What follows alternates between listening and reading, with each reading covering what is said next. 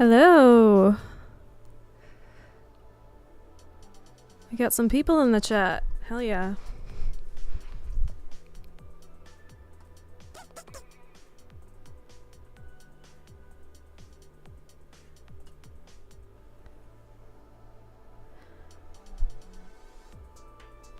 How's it going, guys? Hi, MCA. Hello, G. I can't pronounce your last name. I apologize. Hi, Robert. Damn, we got people here. That's exciting. I thought I would be alone tonight. Hi, Mr. Cat.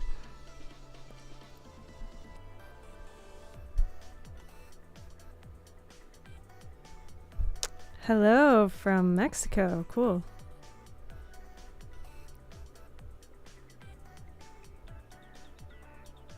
How are the levels? I have my track playing in the background.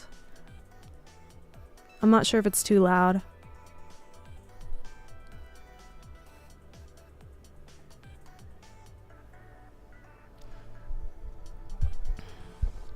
First question. What did I find on the sidewalk?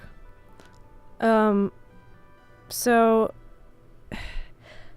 this past weekend, I was walking my dog and I saw this bag lying on the ground right by the cemetery, and I looked inside of it and there was what looked to be 2 dead birds and a bunch of eggplants in the bag. And I thought it was incredibly bizarre, so I took a photo and then I posted it to Instagram, and then I had a bunch of friends message me freaking out saying it was witchcraft and that I shouldn't have taken that photo. So I'm going to take their word for it, but it could have been someone's dinner. I don't know. It's hard to know. Thanks, guys. Oh, but something crazy did happen. Sorry, I have the music playing in the background. I'm gonna lower it because I cannot hear myself. So I was walking my dog again last night, and I was wearing these new boots I just bought, and I tripped on the ground and I fell right on my hand, and it really hurt. And I realized when I got back to my apartment that it was in legitimately the same exact spot I had found that bag. So spooky shit. Potentially satanic. Potentially.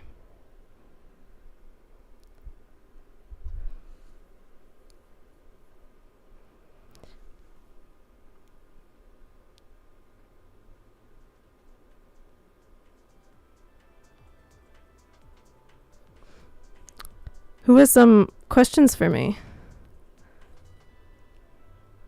How's everyone doing?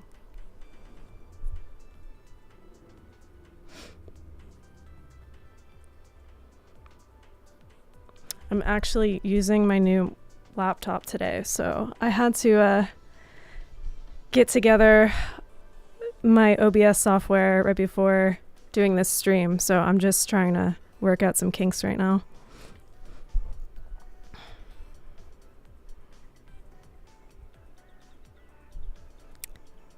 Thank you, Biliboran Bass. Thank you. I do have an album in the works right now. I started working on it actually before US Ephemeral came out. So at this point I have close to, I can't even count how many tracks now. It's up to 14, 15 tracks, something like that. And some of them are done. Some of them are just sort of drafts of songs. But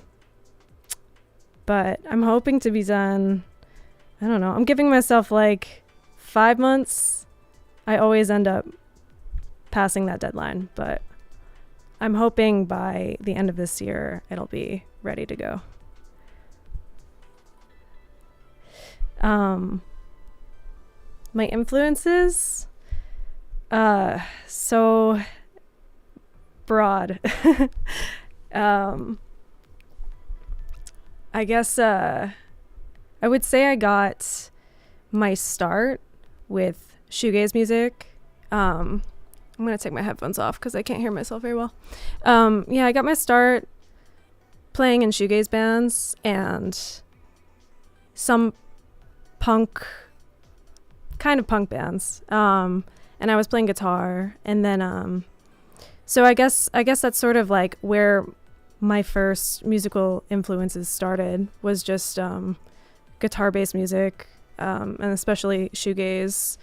I've always sort of been drawn to music that's very enveloping and lush and has like a sort of transcendent or cocoon-like quality to it. So it started there, I would say, and then eventually I got more into electronic music, and I've been like heavily inspired by drum and bass and sort of trance adjacent stuff. I listen to like a lot of 90s trance too, or like ambient house. So Orbital is a big one, Opus 3.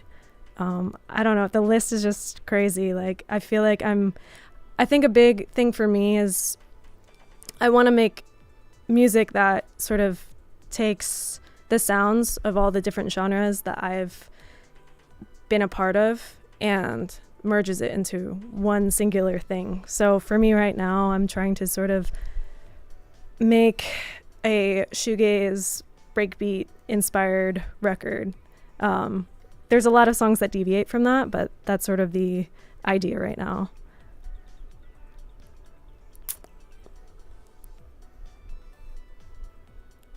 Where did US Ephemeral come from?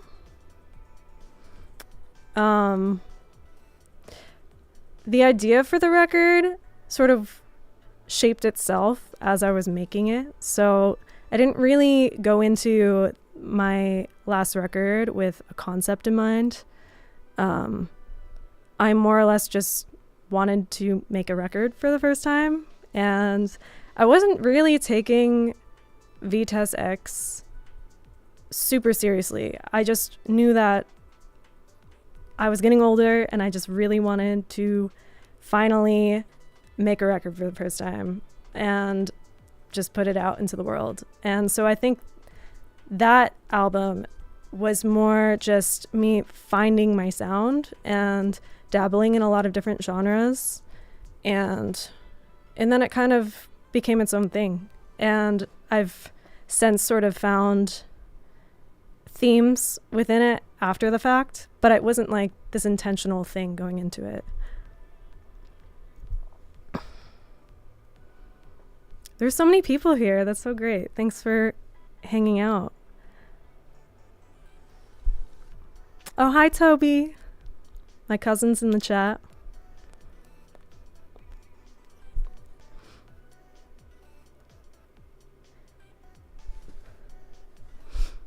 Aphex Twin, question mark?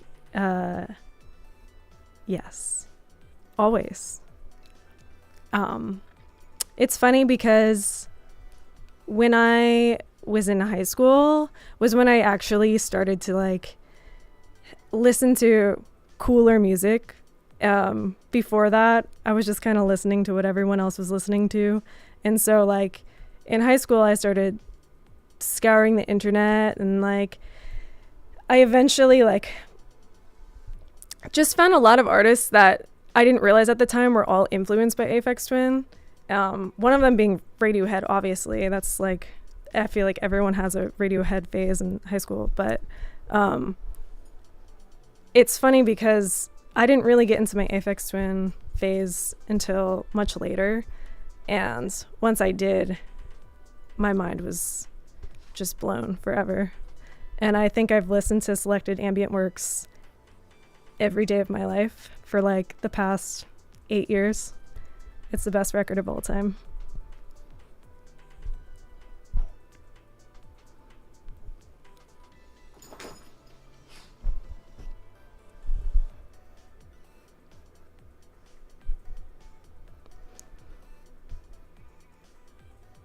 My favorite movies. I always get that question.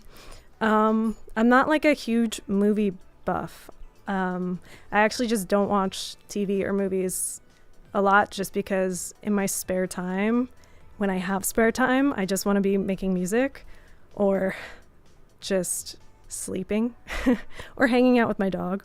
So I don't really keep up with like new movies coming out or anything. One movie I saw recently, I went up to Montreal. I was shooting a music video up there, and my friend's friend was promoting this event, and it was like this movie screening inside this adult film theater. So during the day, they're just playing adult films, but at night they'll throw like raves in the theater. And so they'll play a movie before the rave. And so they play this movie. It's called The Wife, the Thief, His Wife, and Her Lover, I think is the name. And that was one of the best movies I've seen in a really long time. It's an older film, but I would highly recommend checking it out.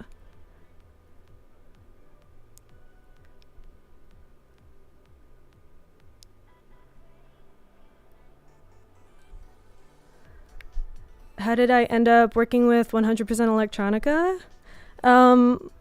Goes back over a decade. I met George in college down in Virginia. And I'm not from Virginia, but I went to school down there for 3 years. So I just met him in the music scene down there. And we were all playing house shows together. And we just stayed in touch throughout the years. And then he ended up moving to New York. And like, we just stayed in touch. And then eventually things naturally led to me joining the label for this last record. Johnny Marr, I don't know if he so much influenced my guitar playing. Maybe on a subconscious level, probably. I was really inspired by Lee Ronaldo when I was playing guitar like a lot more seriously, because I just thought that it was really cool how he would like play just completely random weird tunings that were just not standard. And I really like going against the grain a bit and like playing the guitar. Well, at least at that time when I was playing more like punk music, I liked playing it in a different way. I liked playing it in a very unconventional way. So he was like a big influence for me in that sense. Thank you, Roses. There's a lot of questions, so I'm having a hard time keeping up.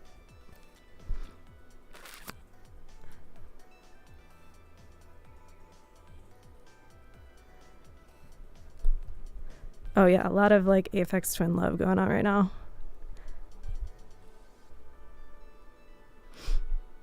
Shoegaze Dave Matthews Band?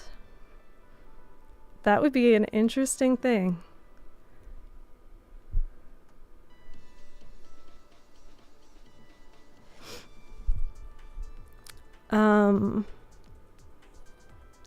You saw that my new label was for artists currently in the New York scene. Do I think there would be plans for that to change in the future? Possibly. We're just getting started with this label, so there's always a lot of room for changes to happen in the future. But for the time being, we want to go into it with a sense of identity. And I think it only makes sense because we've lived in New York for about a decade. We just have a big network here, and we just know so many amazing artists in the city right now. And there's also we feel that there's this new culture that's growing in New York, this new indie scene that's growing, that we haven't really seen before since close to 9 years ago. So we kind of just want to focus on that and try to help nourish that and see what happens from there. But we're not opposed to eventually maybe taking on things outside of New York.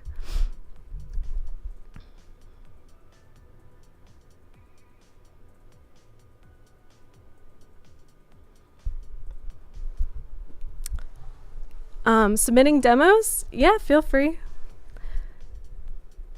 We've already been getting a lot of them in our inboxes. I'll let you know.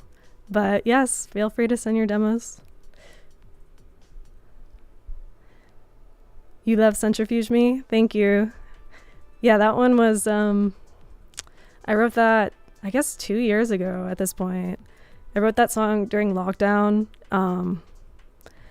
Just feeling real angsty, feeling real isolated. And I think actually I started writing that song after I was trying to hang out with my friend, and I hadn't hung out with people in like probably a month or so. And then last minute, my friend told me that she couldn't hang out anymore. And I was just really frustrated. And so I just went downstairs and started writing a song, and then it turned into that. And now I really like playing that song almost more than any of the other songs on that record live, because it just has like a lot more energy to it.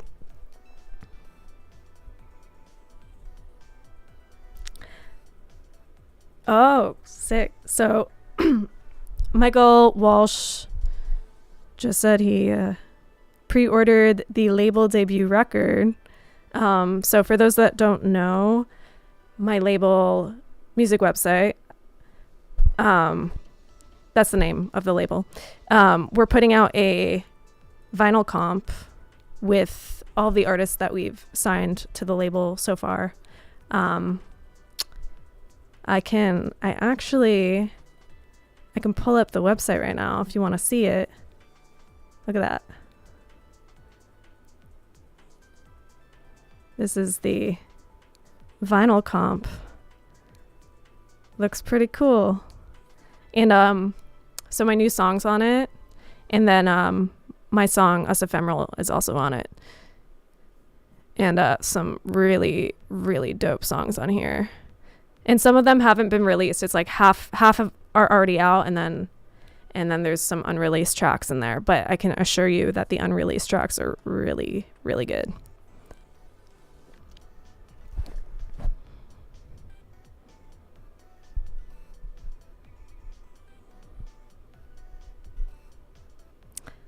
How long have I been producing? Thank you. I've been producing for, I would say, like, seriously producing. I've been producing for 4 or 5 years now. And before that, like I said, I was just playing guitar more so, and in bands and touring with bands. And but I was always dabbling in Logic, and then I slowly started dabbling more in Ableton. But yeah, I guess it's been more like five years seriously. Yeah.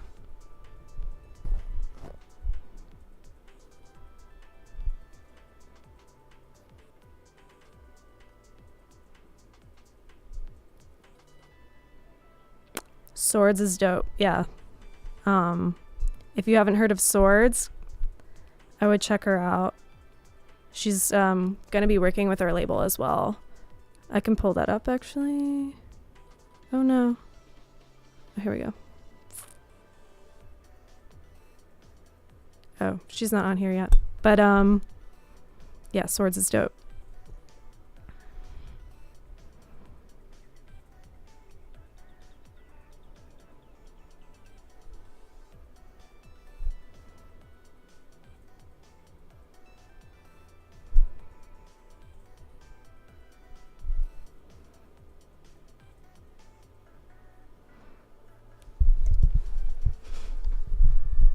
I'm trying to catch up with the chat. I'm seeing if I missed anything.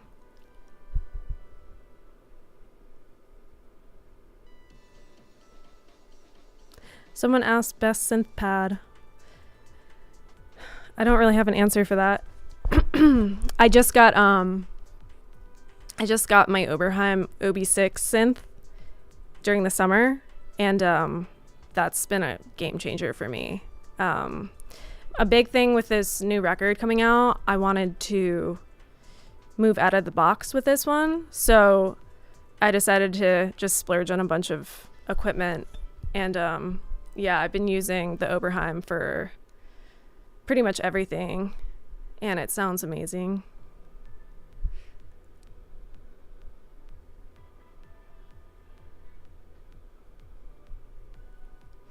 Any collabs? That's another thing with this record. I wanted to like move away from just incubating too much, because I think with the last record I was again like really trying to find my own sound, and so I felt like it wasn't right to just start collabing off the bat. But now I feel like I'm tapping into something that feels like a true identity for myself, and so I'm a lot more open to collabs now, and I have a few things in mind, a few people I've been talking to, but I can't really say just yet. But I have a lot of remixes out from the 100% crew, so if you want to check that out. The next song is dropping very soon. I guess it's less than a month now. Originally, I'll be a little bit transparent on this because we don't have a crazy amount of people watching. So like originally I was going to put this track out. I was going to put the one coming out. I was going to drop that first as my first release. But then me and my partner decided that we were going to start this label, and we felt that it would be a lot of information to take in at once. So then I decided, okay, well, I have this other track that's done and ready, and I really like it. So I decided to then put out In the Balance with the label release, because just because it's not a vocal driven track, I didn't know how it was going to be perceived. So I guess it was like, well, might as well do something a little bit more experimental in congruence with the release or the label launch. So that was sort of the decision made there. But this track is going to be more vocals, if you're missing my vocals.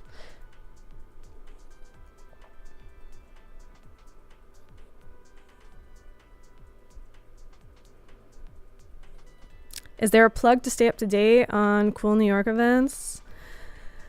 I don't have like a plug, but I have some clubs that I kind of rely on for all the cool bookings. So I go to Nowadays a lot.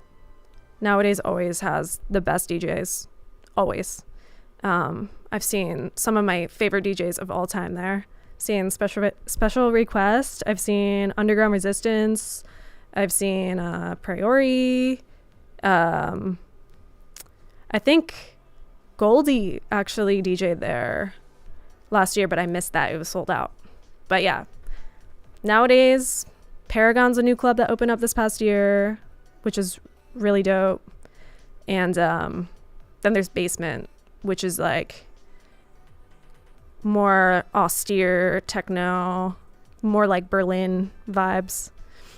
But I would check out any of those venues if you're looking for cool events.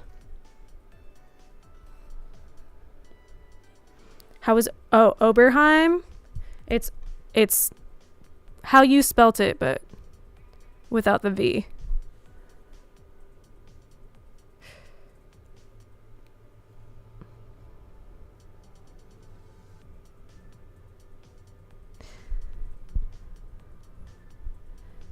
I guess I kind of just answered your question, Michael, but I will not just be putting out instrumental tracks. I have a mix, so The next song is going to be more of a pop structured, vocal driven track. There's some guitar on it. There's some break beats. And then I think most of the singles I'm going to be putting out from here on out, for this record at least, are all going to have vocals in it to a certain extent. But I do have songs on the record that are more just dance oriented tracks. So minimal vocals, or like some like really minimal vocal sampling.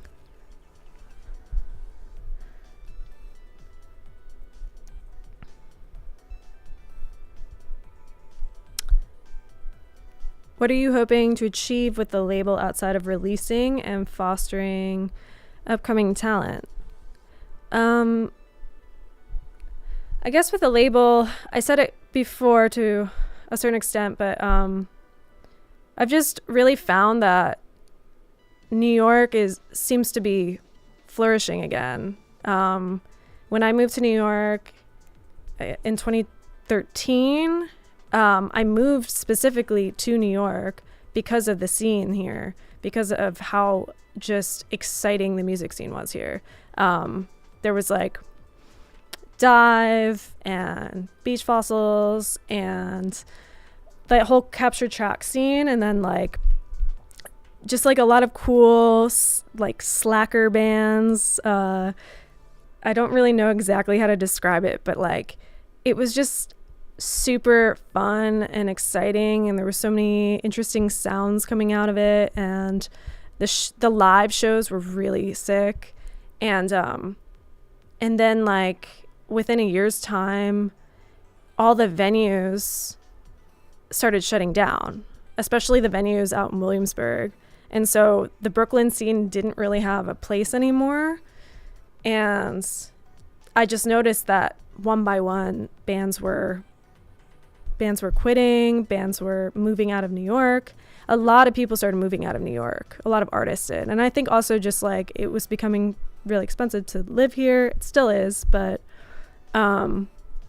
I think now it helps because there's a lot of venues that have been opening up, and it seems like there's like space again for bands, for just like an indie scene. There's space for it again. It feels that way. So with that, I'm noticing there's just like a lot more indie artists that are doing really cool things, making really cool music. And so we just want to support that and help grow a community, because I think that was something that I especially was lacking for many years until I found the dance community, and then I started feeling like I was a part of something again. But I know there's a lot of people that don't really like going out to the clubs and stuff, and so I just want to build a place for people to have a family and to enjoy music with that family. So that's kind of the intention with this, and I don't know, I want to see how it just grows organically too. I don't want to force anything.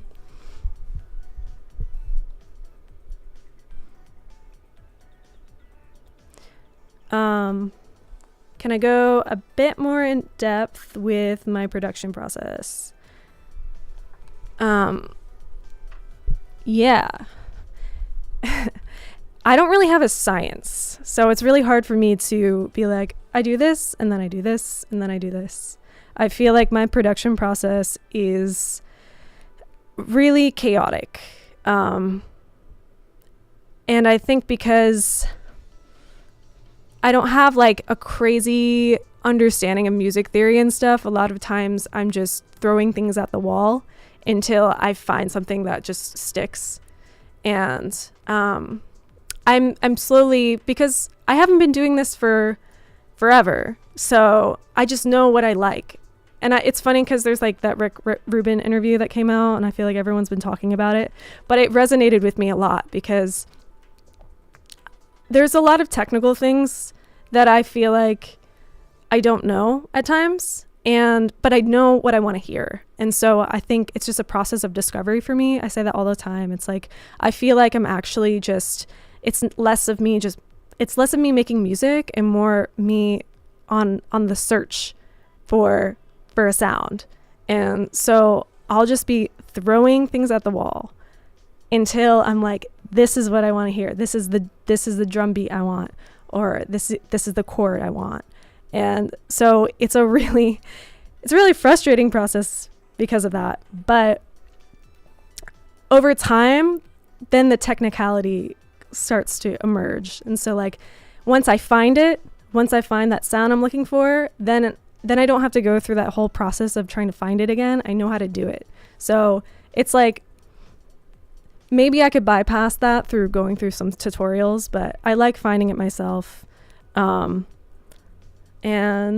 yeah, I mean, I'm trying to like structure it better, where I'll start with the drum break I want or something. So I'll do something like that. A lot of times I'll start with just like a sound I like, or actually, one thing I really like to do is search for just samples of interviews or samples of a discussion that resonates with me in a certain way. And a lot of them happen to be like conversations about spirituality or something. And so I'll take that interview and then I'll find a small soundbite I like from it.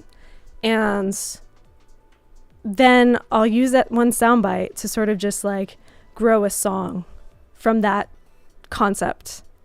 And that's kind of how I did it with US Ephemeral. And I realized that worked really well for me. So I've been structuring a lot of other songs in that way. But yeah, on the technical side of things, like I couldn't tell you how I get from point A to point B, unfortunately. I just really couldn't, because every time I approach a song, it's just its own adventure. It takes its own course.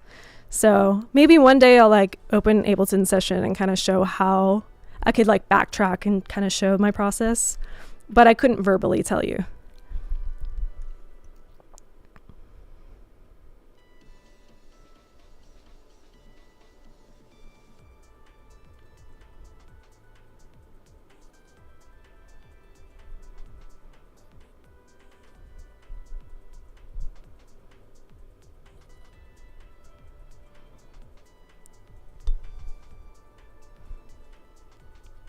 I'm glad your girlfriend likes US Ephemeral.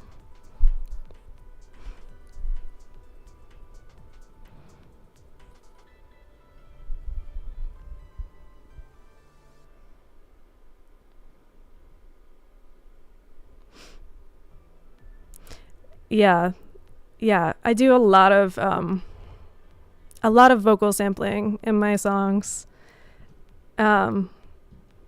It's funny. It's just, it's not something I've heard other people do, but it works really well for me. I think it gives me the concept I'm looking for. Like, I don't go into a song being like, I want to write a song about this. But when I find the sample, then it gives me something to structure the song around. Like just a vibe to structure the song around. So yeah, you'll hear that a lot in this next record.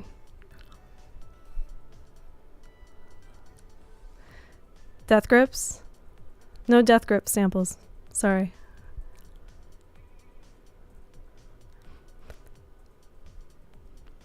I could not recommend you a drum sound library. I'm sorry.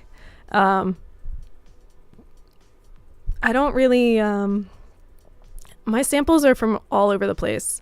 I do have like the standard jungle pack, but I try not to use that too much, because from what I've noticed with all of the music that's coming out, I mean, it's just, you know, with Spotify and everything, it's can be kind of oversaturated with certain sounds. And I've noticed with like drum and bass in particular, I mean, everyone's just using the same drum samples from the sample pack. And so I've been pretty avoidant now to use that, because I don't know, I don't want to be lazy about it, and I want to just I'll take samples and maybe like dissect it and then try to recreate it in my own way maybe. but I try to avoid just sounding like everyone else, I guess, in that world. It can be tempting.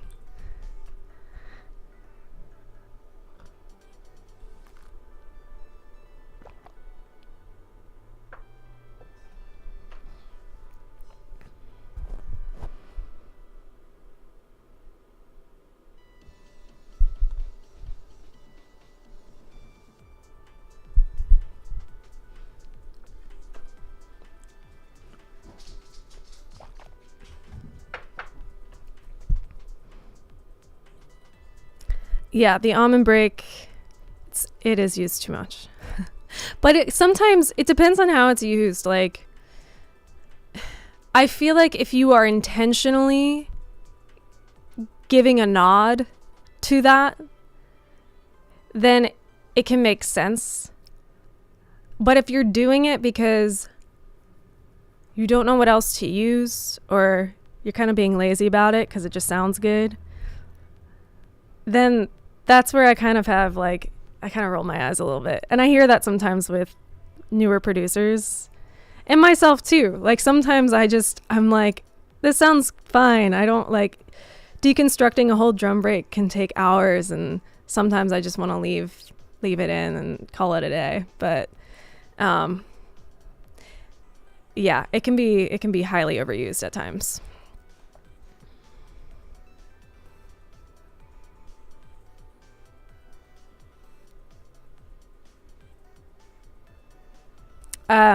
I work completely in Ableton, so yeah, all of my drum breaks and everything, I'm doing all of that in Ableton. Carl Sagan interviews, yeah. I'd be down to sample some Carl Sagan. I gotta be careful though with copyright stuff, so I try to go onto like full public domain sites and everything.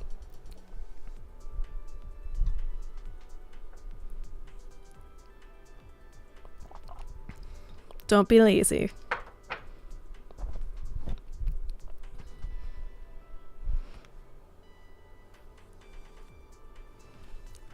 Aaron Rodgers talking about ayahuasca. Okay. I feel like that fits the theme of the next record. Yeah, it's just a lot of like spiritual interviews and stuff. I think I'm going into this record with a lot more of a concept in mind, because I didn't do that last time. So there was a while where I was really like wondering what my next step was with my just songwriting in general, and I just wanted to feel like what I was doing had a sense of purpose in some way. So I asked myself, like, okay, well, how can music have purpose? Like, what can I do to make a song have a purpose? And so I kind of just looked to the music I personally listen to and asked myself, why do I listen to that music? And the answer that just kept coming up was, I want something that helps me transcend the human experience, because we all know human experiences can suck. And especially now, it's just a very chaotic, stressful time. And so I'm like, well, maybe if I can provide some level of like therapy to people through my music, maybe that will give it a sense of purpose. So that's sort of the intention going into this record, and that's why I think I end up sampling a lot of these types of interviews.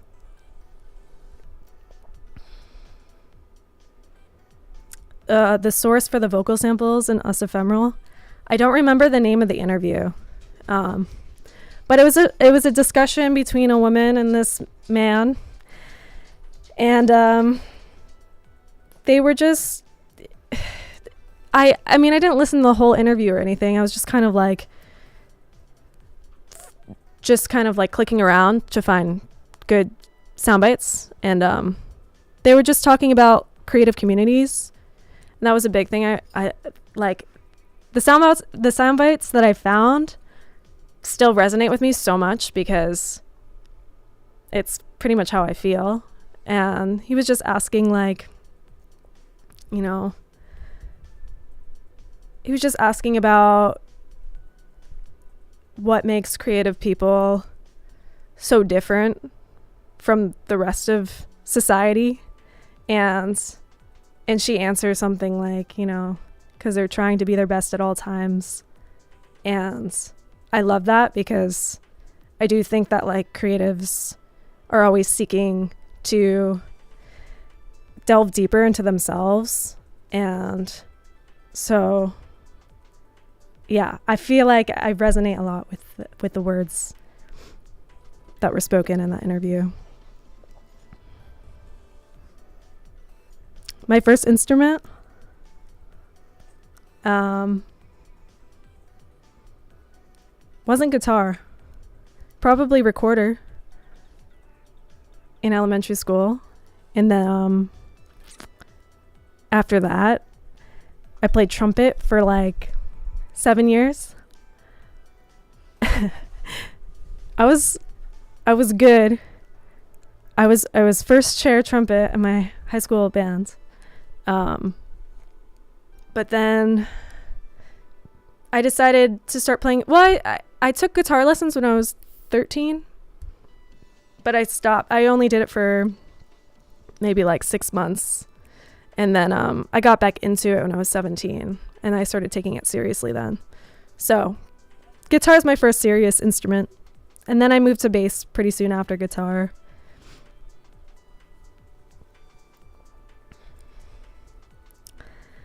I want to go back to Chicago. Yeah. I don't know. I don't have a plan to tour just yet, but I really want to this year at some point, maybe like a short thing. And I really want to go back to Chicago because I had a really good time last time.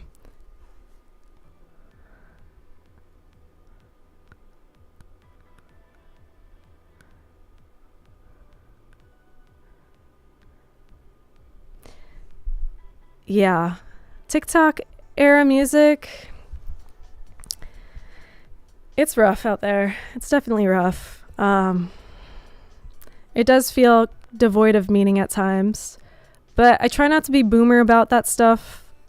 I think everything's just a reflection of what's happening in the world. And in a way, like, TikTok sucks for sure, but it can bring people together too. And it can make people realize they're not so alone. So I don't know. I try not to hate on TikTok too much, but I understand what you mean.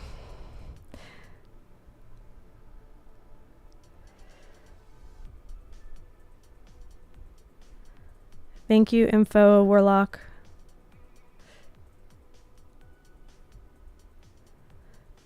Will I do more hype music videos like Activation? The music video for that was a lot of work, actually. I filmed that entire music video in my basement with a green screen. And then I got my friend Carlos, who goes by Argraph. I got him to take the green screen footage and then transplant me into this 360 VR space. And we worked together. He's out in LA, so like we were just working on the music video together remotely, and he would be sharing his screen with me, and we would sort of be making decisions just that way. And just getting that video together took probably a month's time because we'd be having like a couple meetings a week or whatever. And then we had to render all of it, and that took even longer. So the whole process was really insane. I don't know if I'm going to be doing that anytime soon just because of how long it took, but I do have some plans for new music videos pretty soon in the future.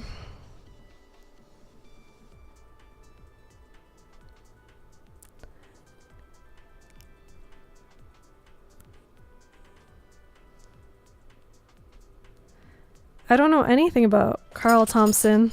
Sorry, that's my dog. I don't know anything. I'm sorry.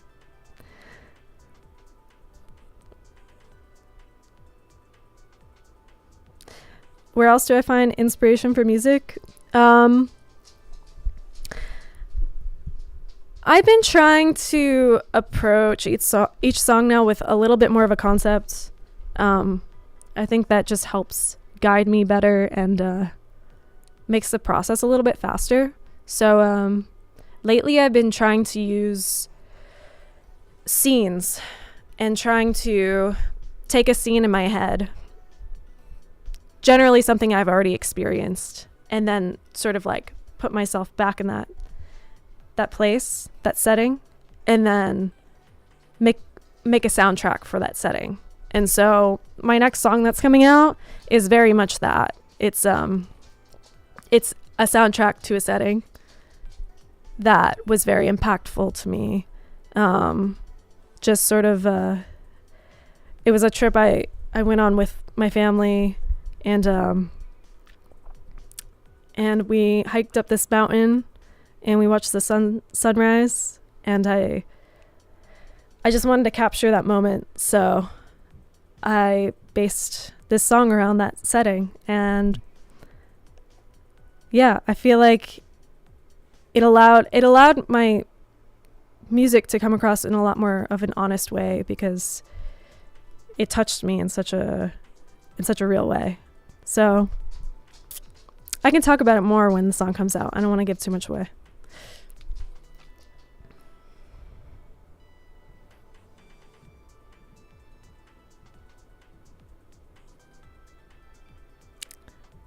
Will I ever make a chill dinner music album? I don't know what that would entail exactly, but I think I always have plans of making more like just straight ambient music at some point in my life. But I feel like I have all the time in the world to do that.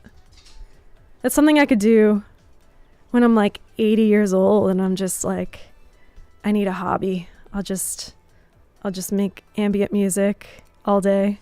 But right now, I think I really just want to challenge myself with song arrangements and pop structures, and because it takes a lot of energy, and I'm just like, I want to do it while I have that vitality in me to do it. So, but eventually I could find myself just becoming an ambient artist. I'm not going to sing for you, no. I don't find my voice to be my first and foremost instrument. It's sort of an afterthought for me. I'm just more of a producer. That's where I really find my ability to speak. And then I'll use my voice almost as embellishment. So when people are like, oh, you're a singer, sing some karaoke, I'm like, no, it's so different. I don't really even consider myself a singer. It's just another sound I add to the song. That's how I treat it. Autograph is legit. He taught himself Blender during the pandemic. He didn't even know before the pandemic how to navigate Blender. And so he taught himself Blender in a year and then came out with that music video and a few others. So yeah, he's super talented, and he's got some crazy work ethic.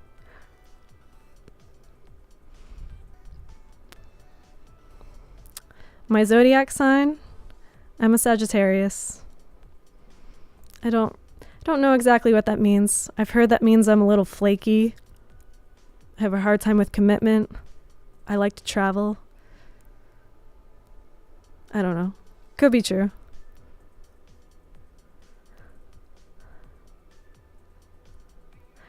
I do have more DJ sets coming up, but live sets now.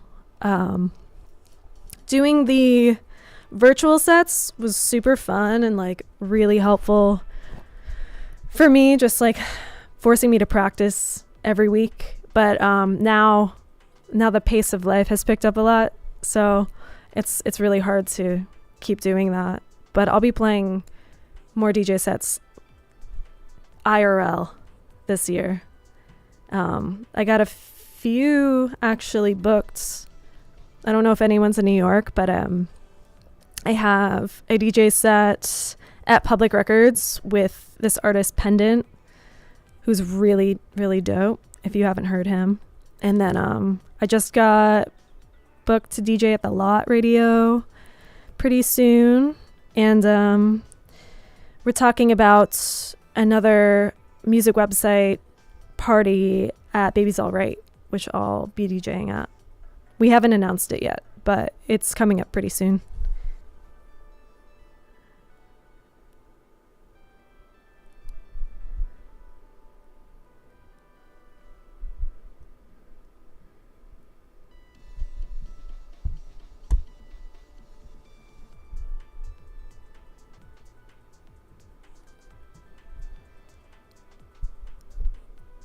Sad Squad, yeah. Synth pads. I use plugins. I use a lot of plugins. Well, I was really, really into Massive for the last record I wrote. I pretty much only used Massive for all of my synth sounds. But now that I have my Oberheim, I've been out of the box a lot more. I'm trying to get really lush with this record. I felt like that was lacking a little bit in the last record. So I'm going into this one trying to get a lot lusher with the synth sounds and a lot more analog.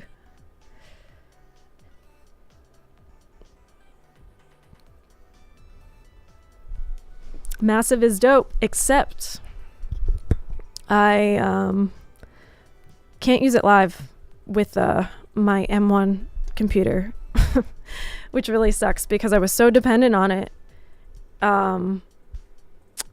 I bought my M1 computer specifically for playing live, and then realized that Native Instruments was barely compatible. So that was a little frustrating.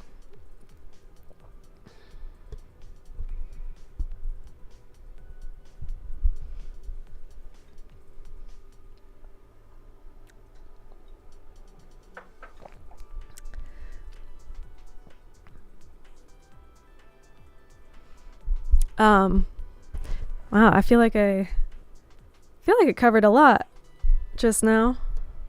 I don't know if I need to like fill anyone in about what's going on.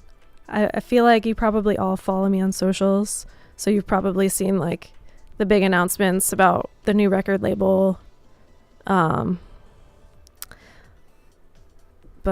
let me know if you have any questions about that. It's very new, so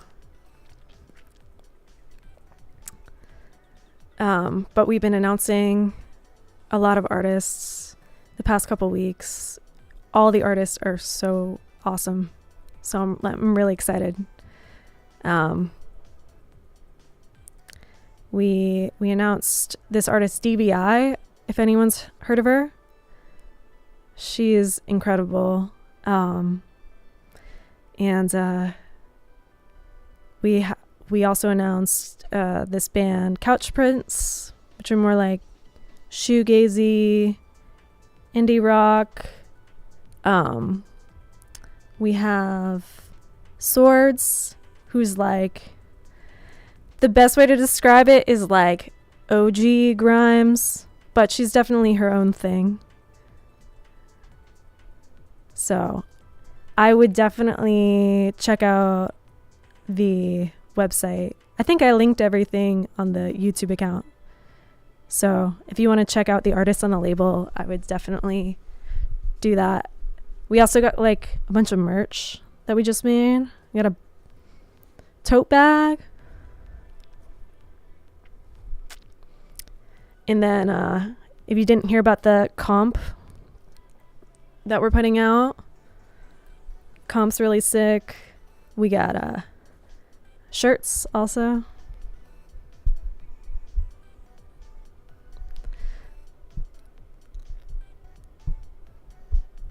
Yes, and there is a show. Yes, I should have mentioned that. Yeah, there's a show coming up in March, and I'll be playing my first live show since Electronicon. And then my friend who goes by Bruce Smear, he hasn't played in years, but he'll be DJing. His music's fucking insane. It's so good. Yeah, I actually have a really funny story about a show that I played. This was probably about 7 years ago. And it was supposed to be a Bruce Smear show. And it was actually with DOS and Danny Earl Harl and DVI. This is like back before any of those names really blew up. And my friends, Tommy, who goes by Bruce Smear, he realized last minute that he had double booked himself and actually had to play a show down in Texas or something. So he hit me up. I normally have long brown hair. I had just cut it, but he has long brown hair too. So he hit me up and he was like, hey, can you fill in for me and be Bruce Smear tonight? Maybe it was like a few days after he texted me. And he was like, we both have like a similar look. You could just put my hat on, put the big coat on. No one will know. And so I was like, fuck it. I'm going to do it. And he also at that time had some choreographed dancers in front of him. So he was like, no one will be able to tell. You just play off my laptop. No one will know. So I got there, played a set, just kind of fucked around on the mixer. It was kind of pre-recorded, but I was like playing on the mixer and had the dancers in front of me, and I was like fully doing his mannerisms and everything with his full getup on. And then I got off the stage and people were coming up to me like had no clue that it was a different person. And they were like, yo, you were so great. And no idea. He was getting texts after that show like, yo, great set. No one knew. So that's my funny story. And that was at Market Hotel. And now it's coming full circle. So, but he will actually be DJing this time.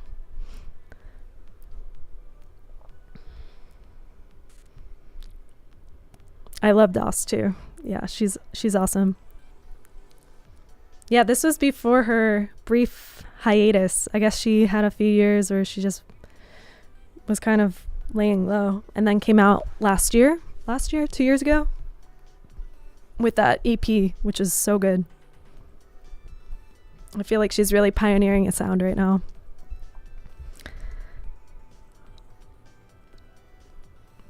He does play for Beach Fossils, yeah.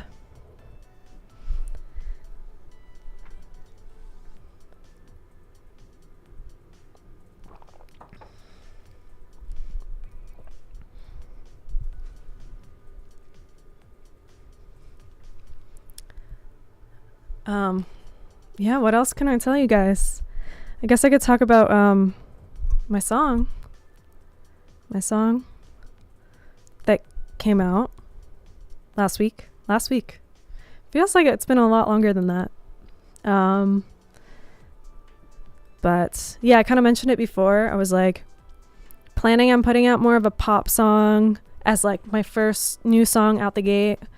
But then with this whole label announcement, I was like, oh my God, there's going to be so much information. And I really like specifically wanted that pop song to like be the main focus. So I was like, okay, well, here's a good chance to put out more of like an experimental vocalless dance track out. And the art's amazing for it. And yeah, I wasn't really sure if people were going to like it or not, to be honest. I was like, maybe they just really want my vocals on it, but it seems like people like it. So that makes me happy, because coming from the dance world, there's a lot of times where I just don't want to put vocals on songs because it feels like it detracts from the song, to be honest. So now I feel like I can do that and people will be okay with it. People will still listen to my music even if there isn't vocals. So that's a good feeling.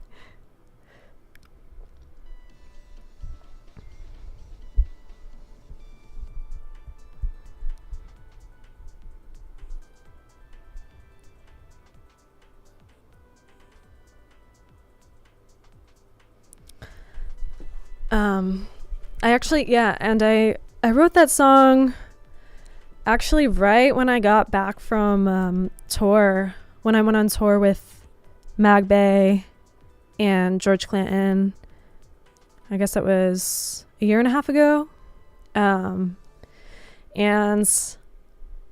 I had never played any of those songs live before off that record. I had never played any of my songs live before. So then when I got back from the tour, I kind of realized like that I wanted to have songs that would maybe hit a little bit harder live. So then I wrote this song, and I don't know, I still haven't played it live yet, but I feel like it's a little grittier. The bass is pretty thumping, so hopefully it'll have that effect.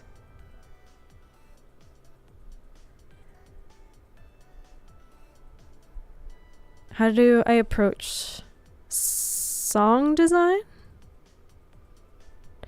Don't really know what you mean by that, but like I think when it comes to just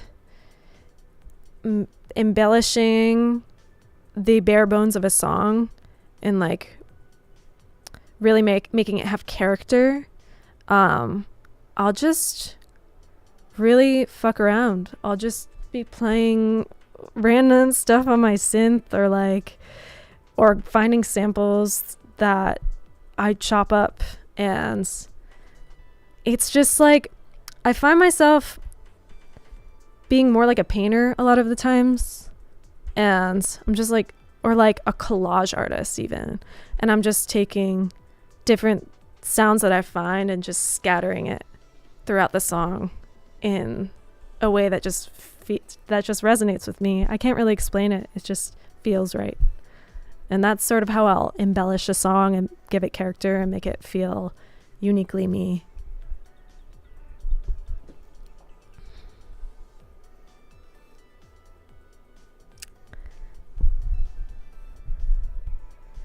To get in the scene, you must DJ. True or false? Well, what scene are you talking about? There's many scenes. To be in the DJ scene? I wouldn't even say you necessarily need to DJ, actually, in the DJ scene. There's a lot of, like, people that mostly just produce, or people that just like going to the rave and appreciate music. I think it seems like everyone's a DJ now because it's such an accessible thing to do in a lot of ways. I mean, it's not super accessible to get on a pair of CDJs necessarily, but I don't know. I think a lot of artists are now like solo acts. So it's nice having some variety to be like, oh, I'm going to play a live show or I'm going to do a DJ set, and have the option of like, you know, when you do a DJ set, maybe you could be more of like an opener for the night and not have to like, you know, if you're busy working on an album or something, it's nice to have that option to just sort of like still play out, but like not have to like go all out planning a whole set. And also, I mean, a lot of artists are just scrambling to make ends meet, so it's nice to make some extra cash. But then there's DJs who really take that seriously and that's their main gig. And I don't know, it depends. I don't think everyone needs to be a DJ though. Definitely not.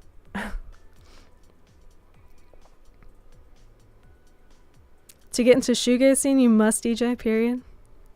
I didn't know that.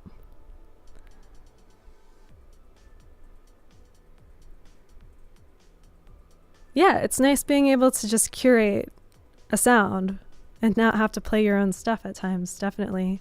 And that can give you a lot of new ideas, fresh ideas for how you want to approach your own music. So it's definitely nice to get a break from live shows and just DJ. It's just a different type of expression.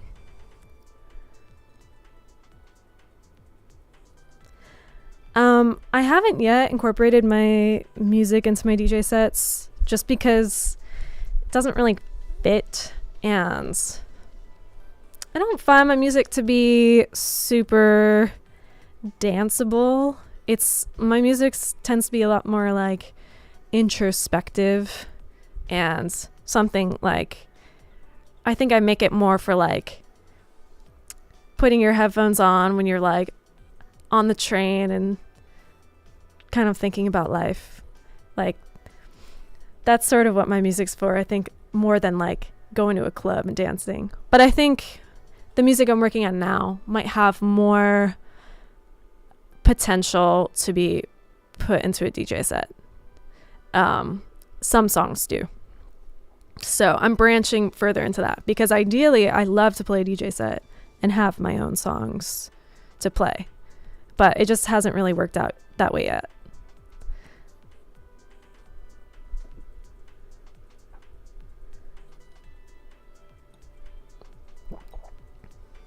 Yeah, night drive music for sure. And I think that's just sort of like a part of my subconscious. Like when I started really listening to music, that's how I consumed it. I would just be on long drives going upstate with my dad on like ski trips and stuff, and that was the first time where I became really intimate with a lot of the artists that inspired me at that time. So I think it's just like, it's almost like a part of my personality, or like my being is like just being in that moment where you're just in the passenger seat staring out the window and like, what's the soundtrack to that?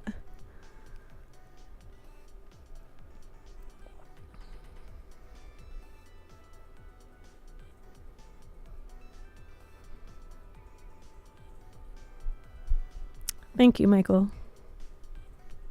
That's nice to hear.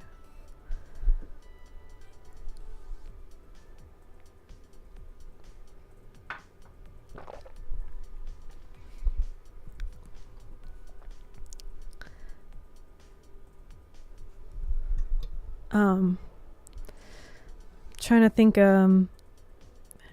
there's anything more I should mention about this next release that's coming out. Without giving too much away. But I will say that I really wanted to bring back the guitar more.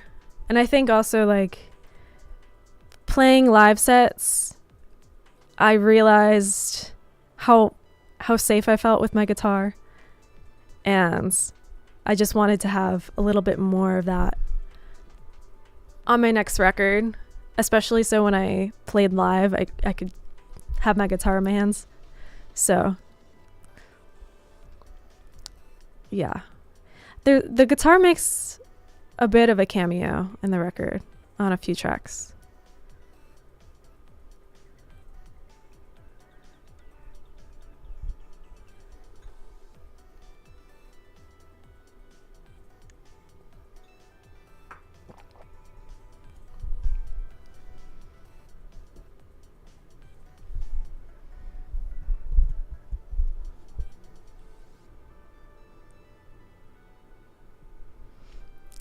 Could talk a little bit more about the label again. I have the website here.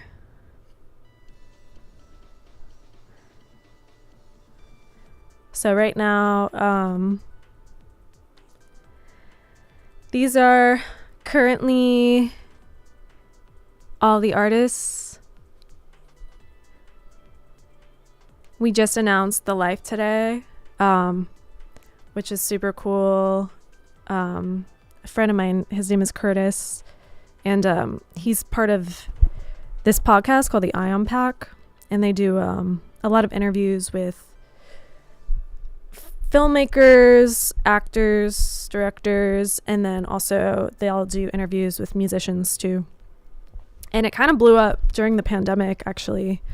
So it hasn't been around for a really long time, but they blew up really fast. And then Curtis has been making music for a long time too, and just released his first single today, and it's cool. It's like, it reminds me of, it's definitely like takes me back into time to something I would hear on like the adult alternative radio station back when in the 90s. And I don't hear anyone making music like that right now. So it's kind of cool to hear that come back. My guitar collection.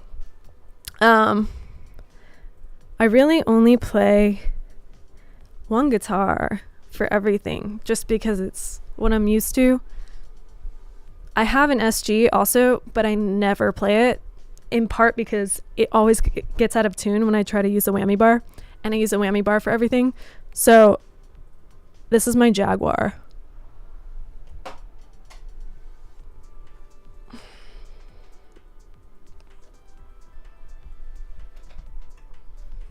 And I've had that for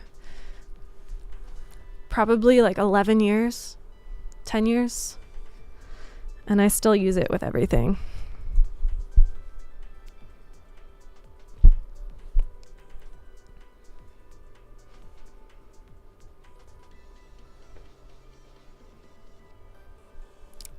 Midnight Danger or Perturbator?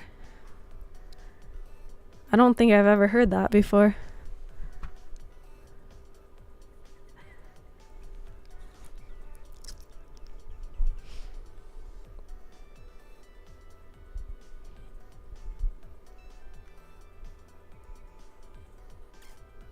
What is the role you would give to your guitar or any playable instrument in your e-music, electronic music? I just play my guitar kind of the way I've always been used to playing it. I just kind of go for like a sort of like shoegazy, what's the word? Just sort of long, reverbed strums, and I'll just more or less embellish a track with that. But yeah, I have like a song on the last record that's a little bit more noodly, and it all kind of stems from like my indie rock roots.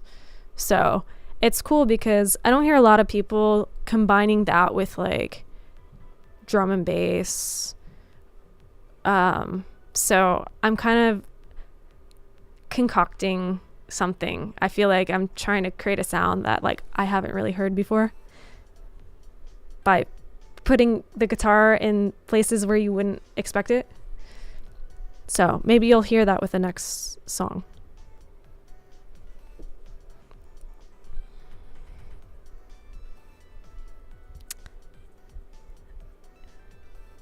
I'd like to play in Boston in the future. My first show on tour was in Boston, and it was really great. I can't remember the name of the venue, but yeah, it's hard for me to tour right now. I mean, I have a full-time job, so it makes it very difficult to just be like, oh, I'm just gonna go off on the road. So I kind of stick to one-off shows because of that. But like I said, I'd really like to tour a little bit this year if I can. It just has to make sense timing-wise and everything. So we'll see. I mean, Boston isn't too far from New York, so that's very possible.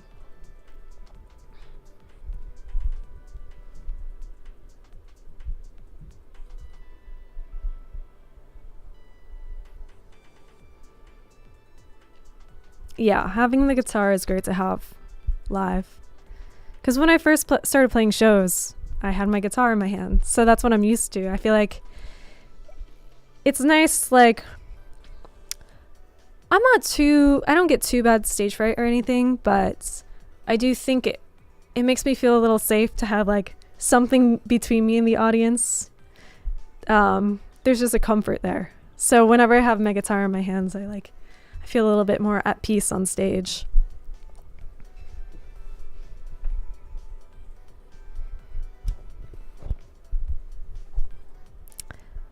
VIP ticks available for music website launch party. I think it's all general admission right now. Yeah. But it's worth it. It's gonna be fun. It's gonna be really fun. And we're still in the process of probably adding a few more artists to the bill. So this isn't the entirety of the show just yet, what you see on the flyer. And there's another artist that hasn't been announced yet. You see special guest. And we can't announce it because they are playing a show very close to that date. So we're not allowed to announce it just yet. But it'll be really sick.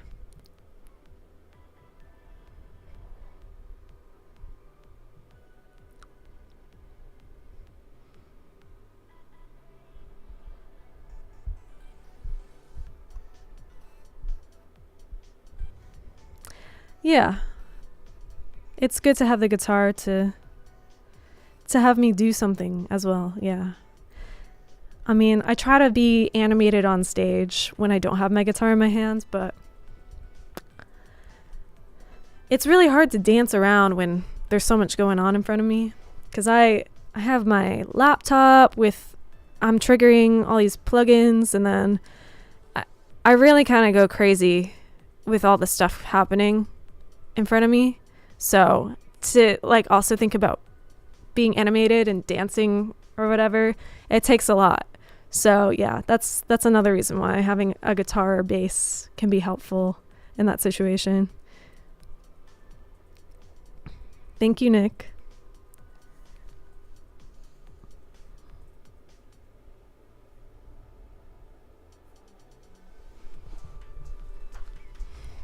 When is the next VX mix? Like a DJ mix?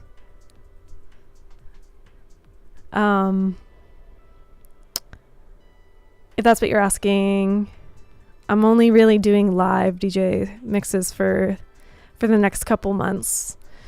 But I actually just got booked at Lot Radio, and they do streaming, so you'll be able to see me on that.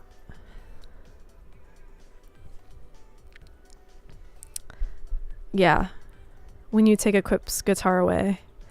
Yeah, he gets real animated these days.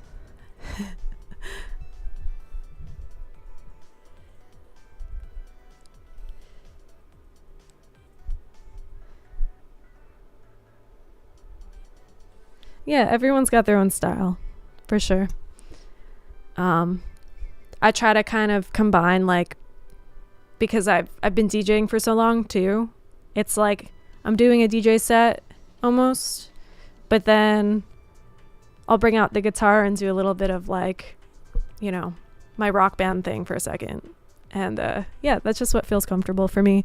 And if I forced myself to do something that wasn't natural, it wouldn't come across right. So I just try to stick to what feels normal for me.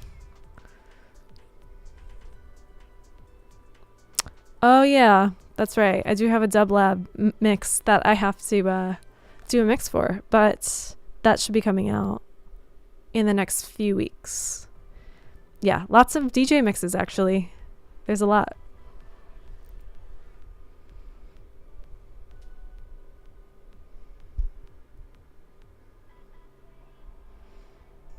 Season 2 Equip. Yeah, he beefed up for sure. Yeah. Yeah, he's always talking to me about his Huel protein shake.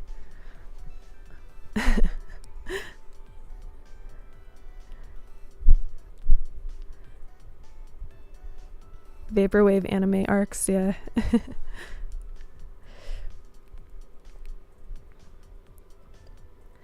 Yes.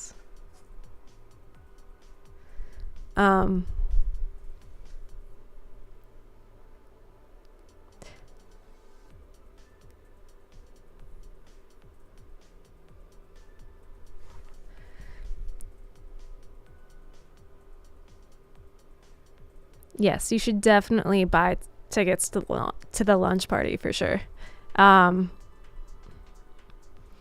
think it's going to be a very special event. It's going to be a very historic event.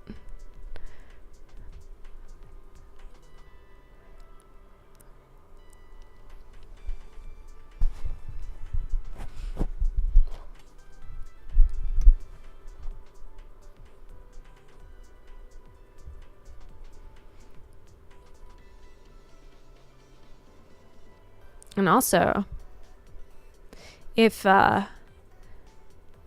you haven't yet, I would highly recommend joining our Substack. We've been posting on the reg, so like all of the label announcements and everything are right here. We're also making a lot of playlists, weekly playlists. So the last one was my Atmospheric Breaks playlist, which is vibey. And yeah, you can find it on the music website. And you go to blog, and it's all right here.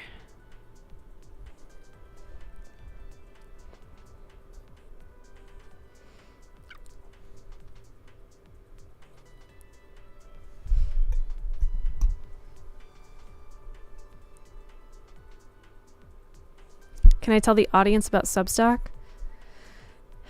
It's essentially just a blog. It's very like a very simplified blog. And yeah, it's just a great way to stay up to date with everything.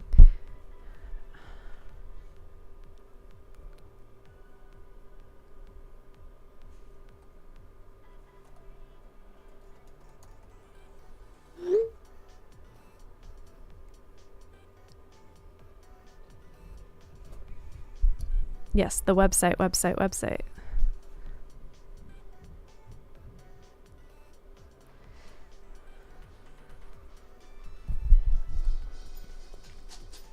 Sorry, my dog he's very hungry, so he's been bothering me, but he's getting fed right now.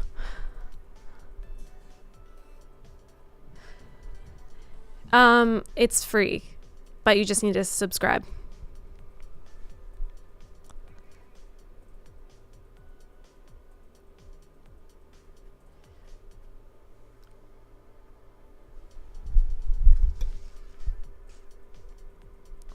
Yes, Substack is free.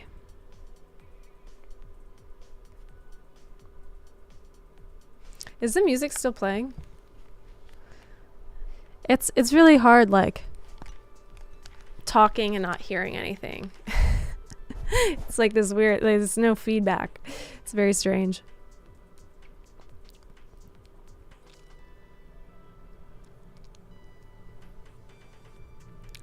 My dog is a rescue mix. He was like mostly lab with some golden retriever, and then just random other things in between. But he's very cute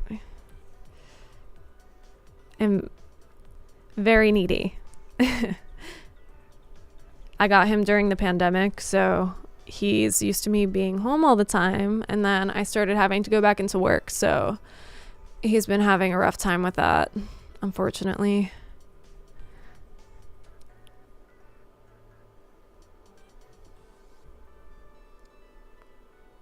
He's very loyal, yes. He's a really great studio companion, because when I'm down here writing music, he's always just hanging out by my side.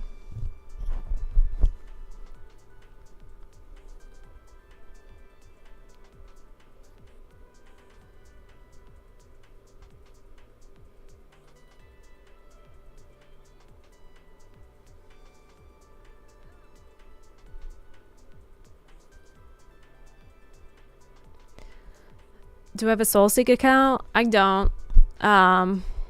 Should I?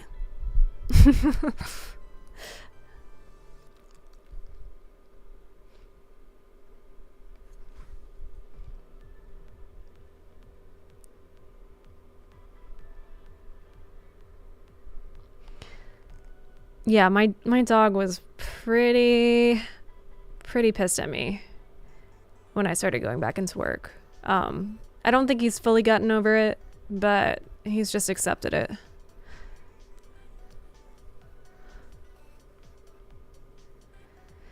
Maybe I'll start the SoulSeek account.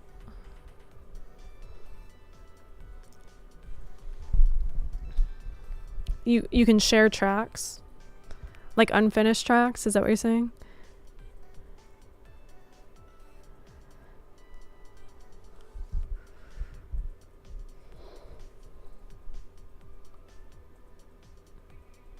How did I get on New Music Friday? I do not know. I mean, there's definitely a process. It's not like just comes out of nowhere. If you play your cards right, the services tend to reward you in a lot of ways. I mean, also you have to like have what they're looking for sonically and whatever, but like you know, there's a lot of like things that happen before you ever get playlisted generally. So a big one is just pitching your track a good amount of weeks in advance. And so normally like I'll have my track in their system for like 6 to 8 weeks before it ever comes out, and that way they kind of like have time to familiarize themselves with your music and figure out where it would be best placed. So yeah, a lot of it has to do with like timing and just giving these streaming services ample time to like know where to place your music, and they really do reward you for that. But they also have to really like your music too. So I don't know. There's like only so much you can do on the artist side, and then it's kind of just like up in the air what happens a lot of the times. So it's always a pleasant surprise when you get playlisted on anything.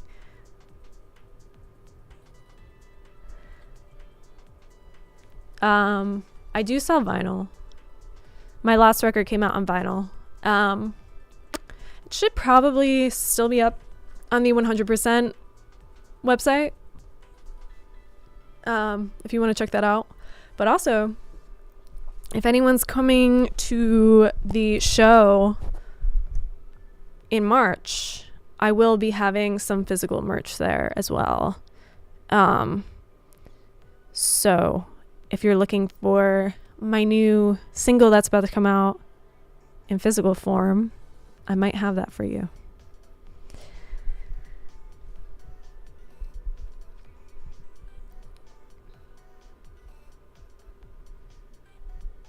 Have I heard anything from Shazam directly? I have not.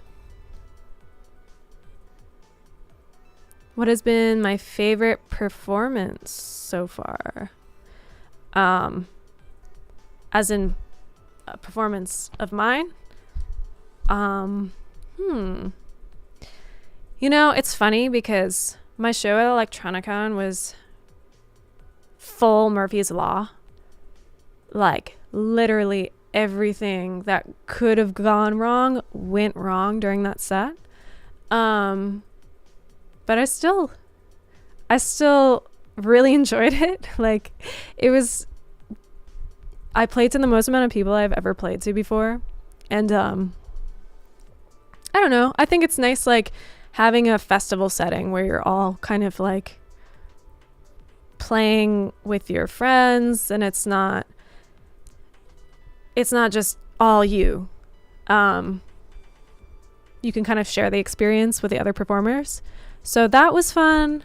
Another similar one was the Vapor Rave not festival. It was like, we called it the Vapor Rave, and that was last year, and it was with Picture Plane and Argraph and, oh my god, who am I missing? I can't remember now, but it was super fun. That was actually probably the most fun show I've ever played. Everything went right for that set, and it was just like with all the homies. And then we went out to the club afterward and stayed out till like 12 the next day. It was really fun. So that's one of my favorite shows. And I just felt like I had gotten a lot of practice right before that set. Like, I felt really in my element, and just like I was on stage and not even stressing. It was really nice.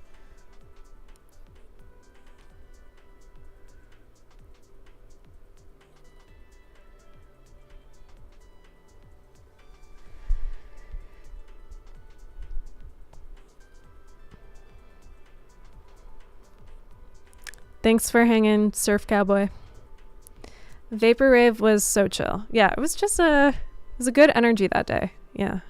Seemed like everyone who came out was having a good time.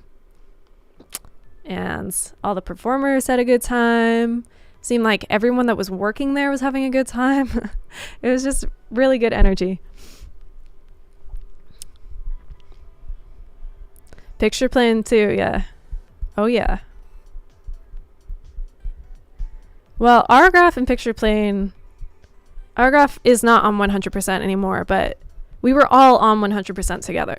So that's how we all know each other. And it's funny, like, saying that I know Picture Plane through 100%, because I feel like I've known him for so long at this point, but I really only met him a few years ago through the label, because I think I met him the first time because he came over to my apartment to do a green screen DJ set for the 100% big stream, and that's how I met him. But yeah, we both live in New York, so we're always hanging out and playing shows together, DJing together. We've done some DJ sets upstate together. Yeah. And I feel like our sound is very different, but like also very similar at the same time.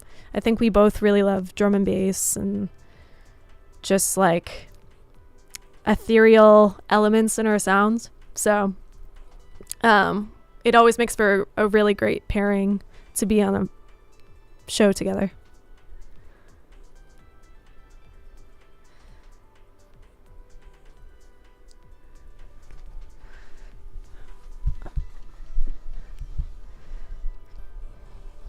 And maybe there'll be a collab in the future. Maybe.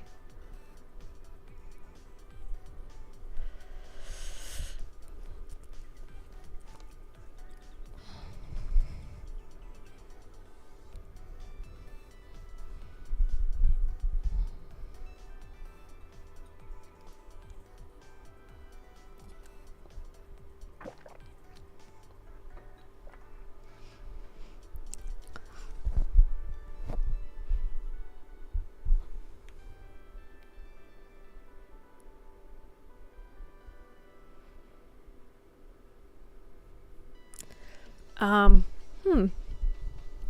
feel like I've covered so much, but there's always more to talk about. I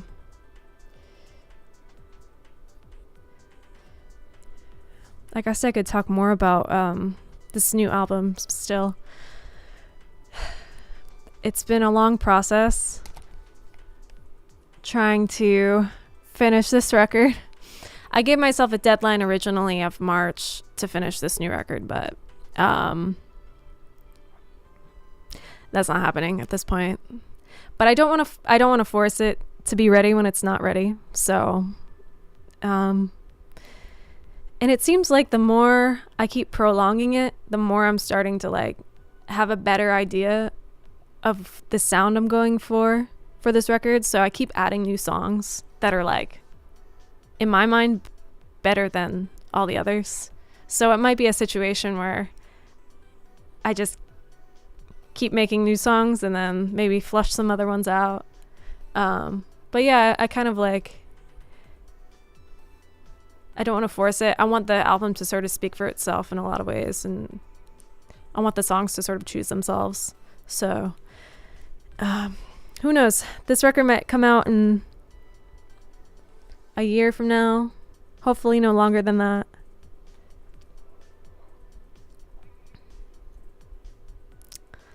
I don't know how many songs are on it yet, but so far I have like, I can't even keep count. I feel like it could be up to like 17 songs or something. I can't keep count. But there's a lot more than the last record. And I'm not necessarily gonna have all of them on there, but I have like this demo record that I have on private on SoundCloud. And I kind of just keep altering it. I'll like update it with new versions of the tracks, and I'm trying to like figure out the track listing as I go. And I'm gonna be making the album cover for it in a month. So I think it's just like slowly evolving in its own pace. And yeah, I feel really confident going into this next record just because I have more of an understanding of the purpose for it. So it's definitely going to be more of a concept record. Could end up with some C-sides, exactly.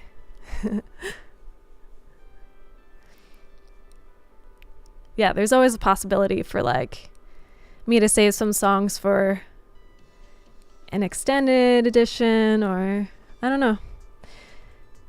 A lot's up in the air at the moment. The sound of the new album, I would say a little bit of like Orbital vibes, a little bit of My Bloody Valentine vibes, Enya. Yeah, I think I was going for something very ethereal with this record. It's the best way to describe it. It's in this ethereal space, and there's a lot of songs that don't sound like the next, but it all feels very transcendent in its own way. Each track does. So that is the vibe.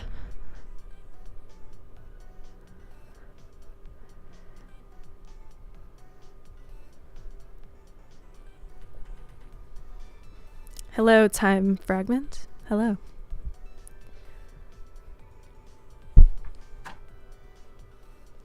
Thank you, Michael. That's really nice of you. Thanks. How do I think the new label will influence the new album?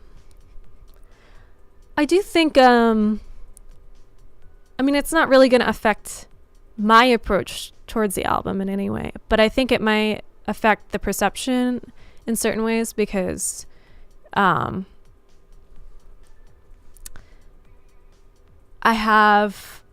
building a community with this label, or I'm trying to. And so I think when you're building a scene, then people start creating associations. And I think, when I was on 100% Electronica, that people like to define that as a vaporwave label. So by default, people sort of associated my sound with vaporwave, which is to me kind of funny, because I think we all know I'm not a vaporwave artist. So I think now that I'm not on a vaporwave label, I think the perception might be different. Just because it's like, well, you can't define me necessarily as vaporwave anymore. So what are you going to define me as? And I'm just noticing, at least with like streaming services and stuff, it's like I went from getting on vaporwave playlists to now just like straight dance playlists and stuff. So I think that's the biggest influence it might have on my label, is just like what comes after me putting my music out. It's not going to affect my process at all. It might affect like collabs and stuff for sure. Like I might start doing collabs with some artists on the label. You know, there's always like possibilities of that. But this record is very like, it's a very intimate thing. Like I try not to allow a lot of external influences to distract me with this.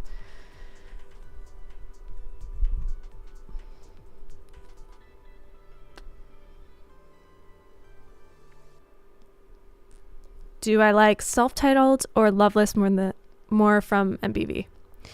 I'm one of the maybe rare few that really enjoy the self-titled over Loveless. I still love Loveless, but I'm a big fan of the MVV album.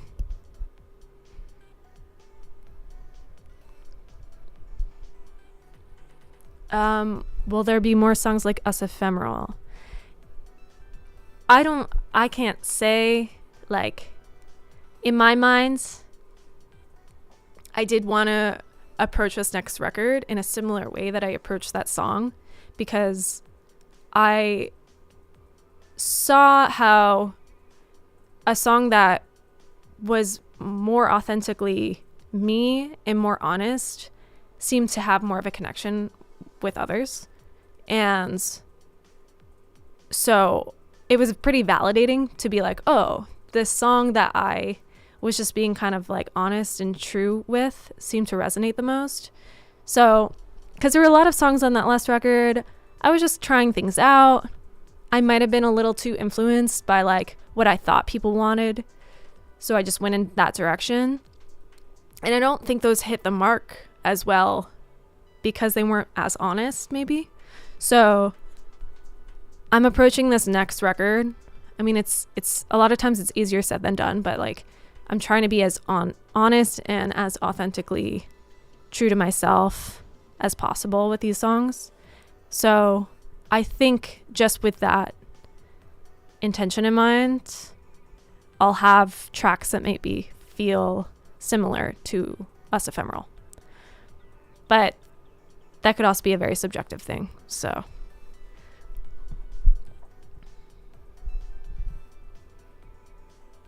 thank you, Time Fragment.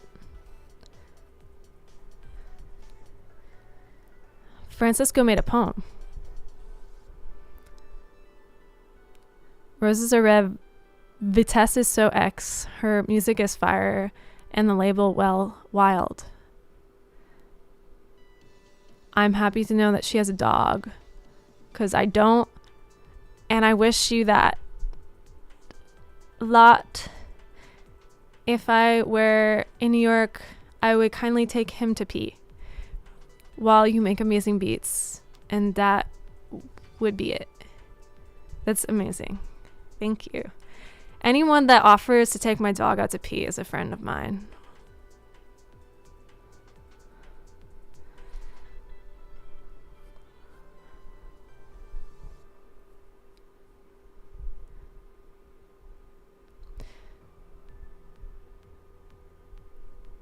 Enya, you stopped listening to Enya because she lacked drums. Yeah, I don't think I ever was like heavy into like Enya discography or anything, but there's just a quality about her sound that taps into something very transcendent for me. And I think also just like my memories as a kid with, because I think my mom would just like have Enya playing here and there. And I remember hearing her music when I was a kid, and that just taking me almost into a different dimension at times. And so I think just I like having that in mind when I approach my music, like, well, and also just on the vocal front, I think I want to have similar types of harmonic elements with the vocals. And I also, this is like a little fun fact about me, I was in a church choir for I think since I was like 9 until I was a senior in high school. And I'm not like, I was never a really religious person.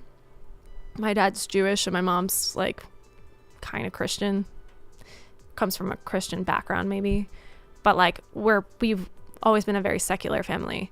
But I just happened to do church choir. I think it was like kind of a social thing for me. All my friends were doing it, so like I also did it. But I'm like tapping back into that a little bit because there is something about like choral vocals that really there's something so beautiful about it, and also just like the harmonic quality of it too. And I also am like a really big fan of Gregorian chants and everything. So anyway, I just like, I kind of want to combine like my love for Enya and then like my history of being like church choir and all that. I kind of want to like put that more at the forefront with this, and just like try new vocal direction with some of the songs, because generally my vocals are very like whispery, which I take more from like the shoegaze background. But yeah, I think I'm trying to go a little bit in a new direction with the vocals, and I use Enya as an influence with that. Okay, I might have just like gone on a tangent. So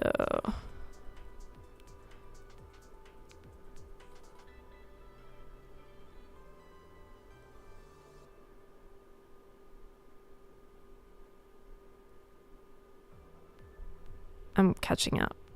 I'm losing my spot.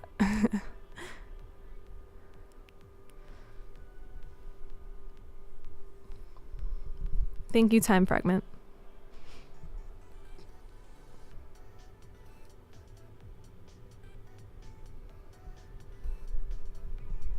Do I know Data Girl stuff? I do. I mean, I know Data Girl. I've listened to some of her music, and everything I've heard is really great.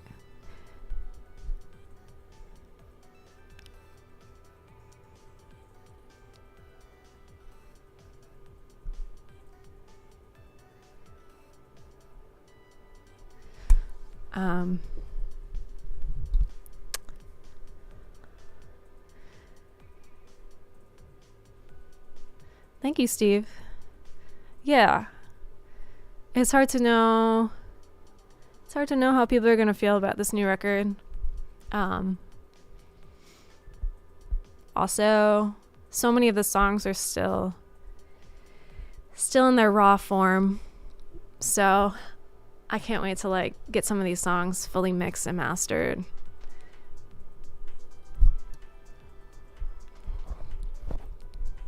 Data Girl is sick, yes. Voss. I haven't listened to Voss. But if it's similar to Enya, I think I'll like it.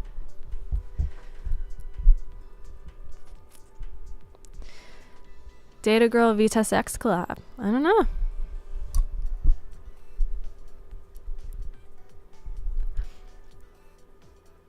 I think I met Data Girl for the first time at Electronicon. Yeah.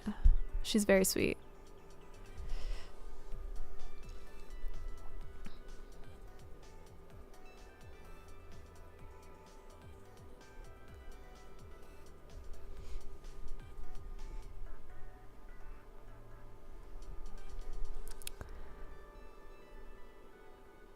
Do I have any of my singles pressed on vinyl, or is it just the LP? So US Ephemeral, the album, is the only thing I have on vinyl. But between you and me, my new single coming out in a few weeks is already pressed to Flexi. And I'll be selling that. So if you can't get anything in vinyl form for a while from me, I feel like that's your next best bet. And they look really cool.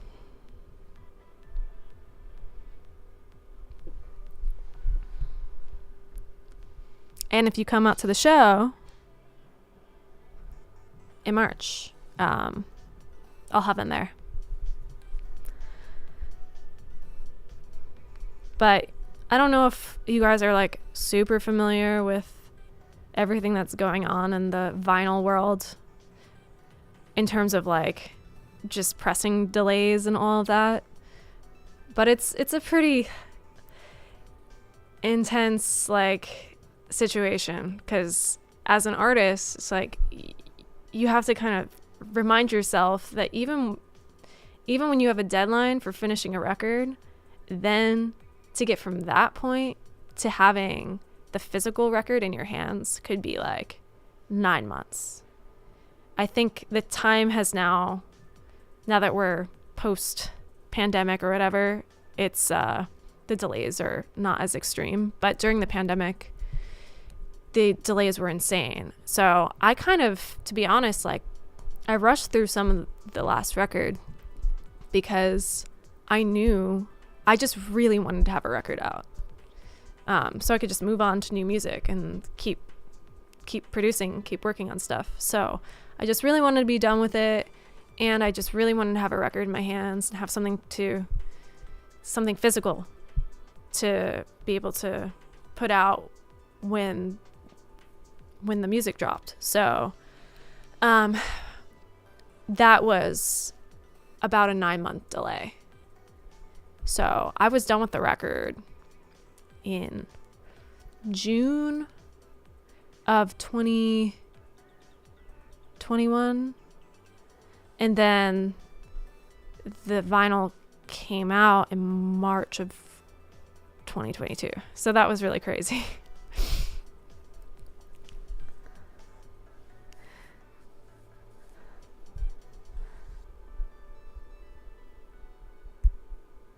It is rough out there for sure.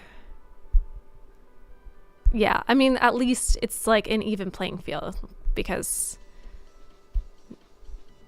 it's not like any artist is getting their records before anyone else, unless you're Adele or Taylor Swift, which was a big cause for the pressing delays, from what I've heard, was because they were pressing so many Adele and Taylor Swift records that it was bottlenecking.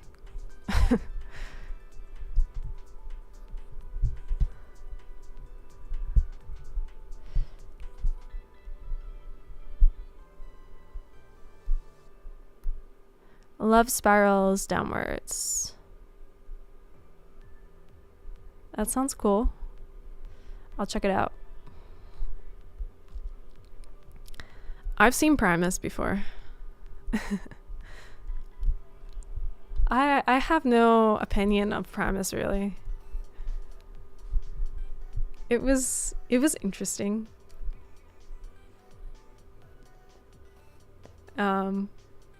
Didn't really inspire me, but I feel like it's a cool thing to see once.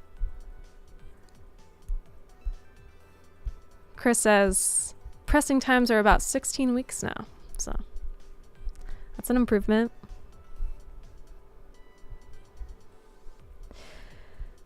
New music videos planned for my releases. I'm working on stuff.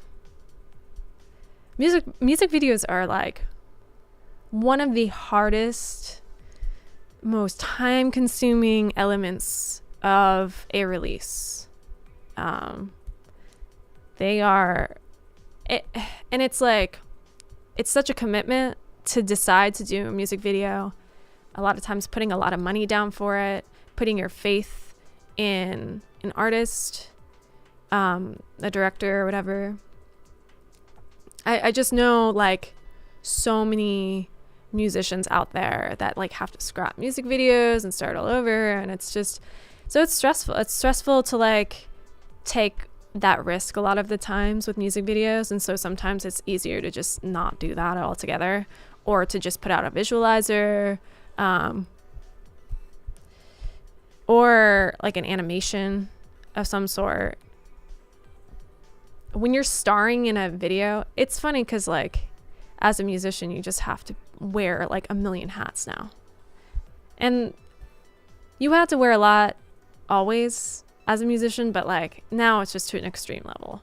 And yeah, it's hard like being this studio gremlin where I'm just like in my mad scientist lair making beats, and then all of a sudden I have a song, and now I have to like emerge into the real world, and like now I have to be forward facing, and I have to like be a character, and so it's like you really have to like shift your identity around a lot, especially when you're making a music video, because you have to go from this one position to almost the complete opposite. And I guess the same could be said when you're playing a show too. But yeah, it's a pretty stressful process. I'm trying to like find new ways with music videos to be a little bit more self-sufficient. So yeah, I'm trying to like invest more in my own video gear, and I think being able to just have the gear I need so that I can just be a little bit more experimental and take my time with a video might allow me to be a lot more creative with it. Because every time I've gone into a music video, just since the last record, it's always been just really stressful, because you know that you're limited with time, and you're probably putting your faith all in one person, and you, especially with like editing and all that, it's a lot of, I like having as much creative control as possible, and that's just me. So I'm trying to maybe try to do a different route with future videos, and like I know, like for instance, Grimes, she'll, in the past, she's done a lot of stuff herself, shooting a music video on an iPhone, you know. So I kind of just want to play around and like try to make that a new art form for myself, because I've never really expressed myself in that way before. So I'm dabbling more into it, and we will see what comes out in the end. I don't know yet.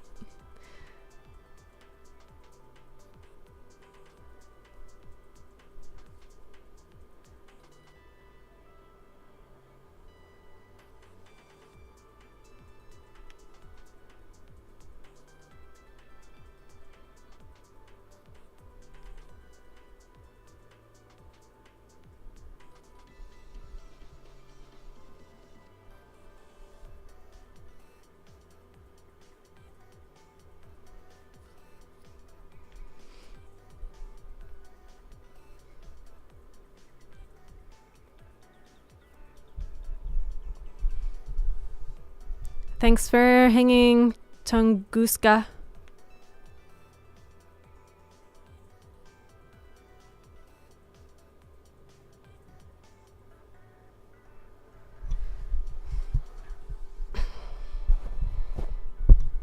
Thank you, Dead Sea.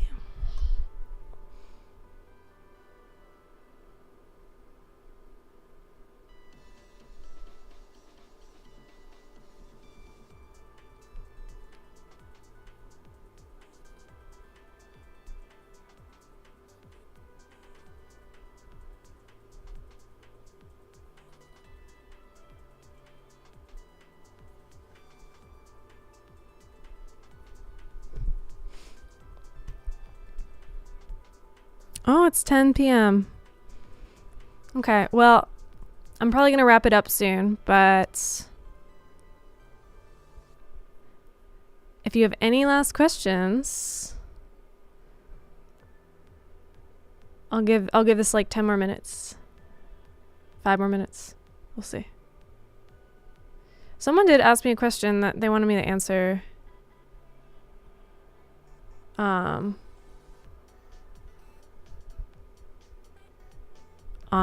Instagram. They asked me if I make beats every day. And if so, what do I listen to or watch to keep myself motivated? I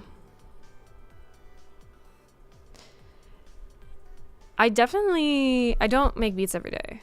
Definitely not. It's interesting because coming from an athletic background, because I grew up running and cross-country skiing as like my main thing, just everything I lived and breathed. And so my mentality as an athlete, as a competitive athlete, was you have to train every day, can't miss a day.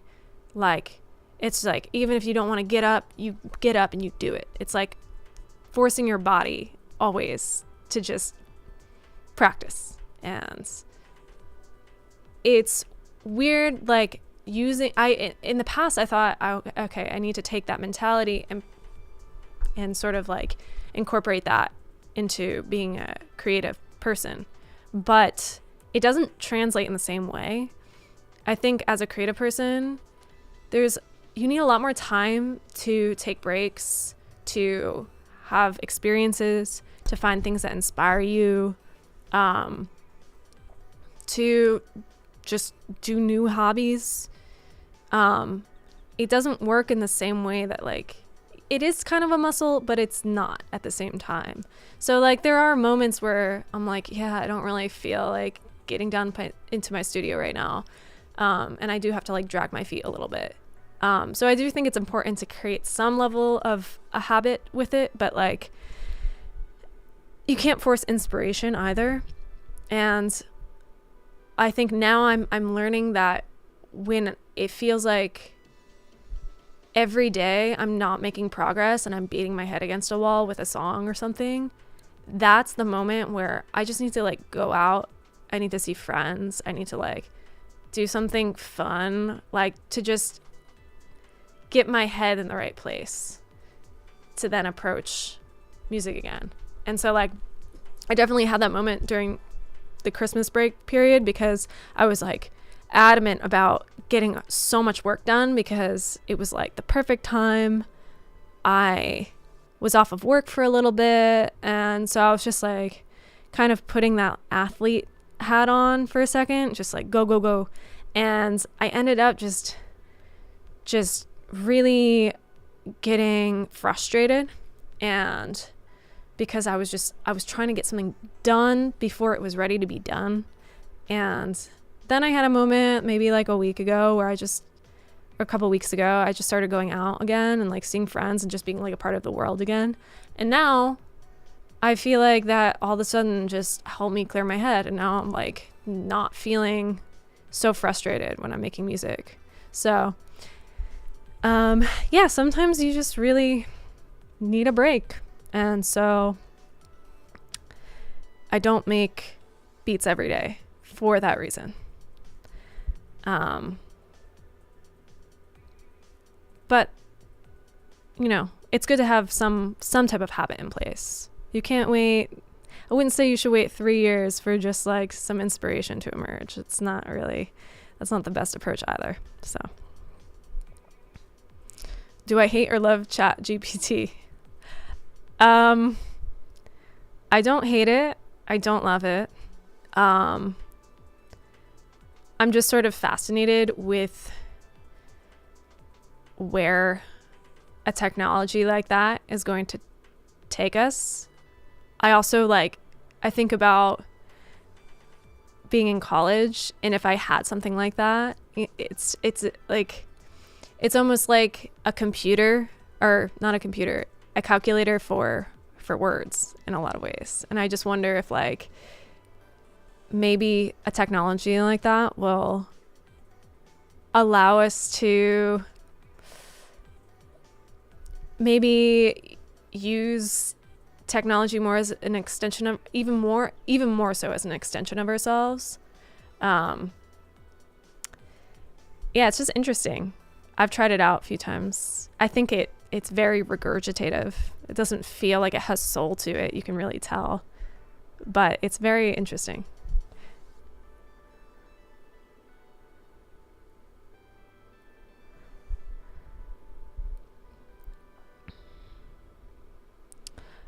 Printing stickers with the Bryce Casper design Vitesse X. You know, the pretty obscure info. Yeah, I think that would be great. I really love that logo. I think like I just had so many stickers from the old logo that I never really thought about making any with the new one. But yeah, maybe I'll consider that in the next few weeks.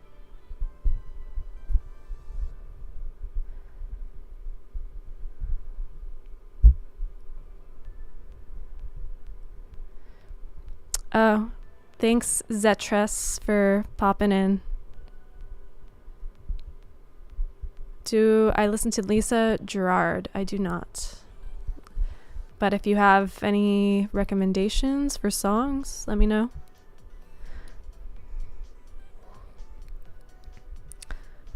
Would love to see artists look into eco-friendly or more sustainable vinyl production. Yeah, I'm actually been not so much on the vinyl front because I'm not really thinking about vinyl at this moment in time, but I've been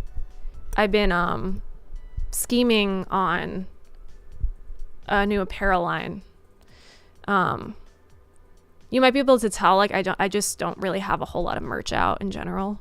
And I think I really want to be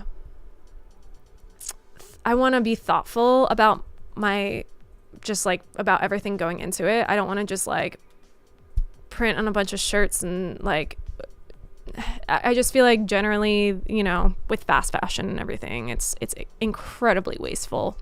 So I'm taking my time with the merch stuff to really do it in the right way and to try to create a level of sustainability as I can, even though just creating a t-shirt in and of itself is, pretty wasteful. So, yeah, I agree that there needs to be a little bit more thought put into just like the way we as artists, where we're getting our products from to sell and how they're being made, where they're being made, all of that. So that is not something that I overlook at all. I've been taking my time with it for that reason.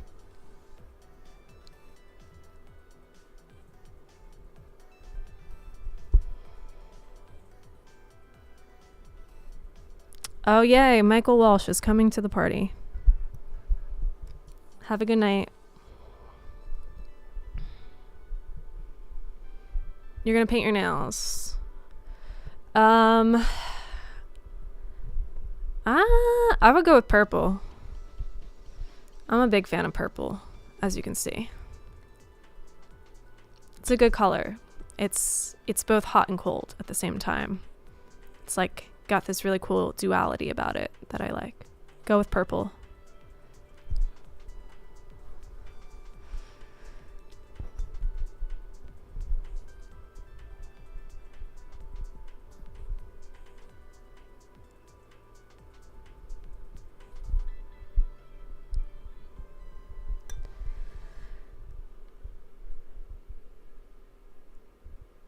Okay, I'll check out Lisa Gerard.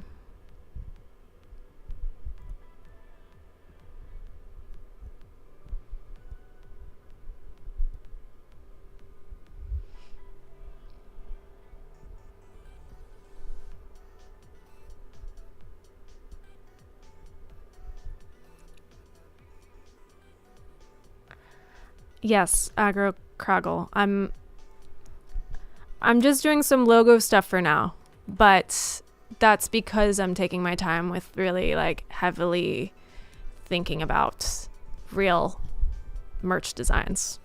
But you know, it seems like a lot of people want to have something. So for now, I'm doing just like the logo until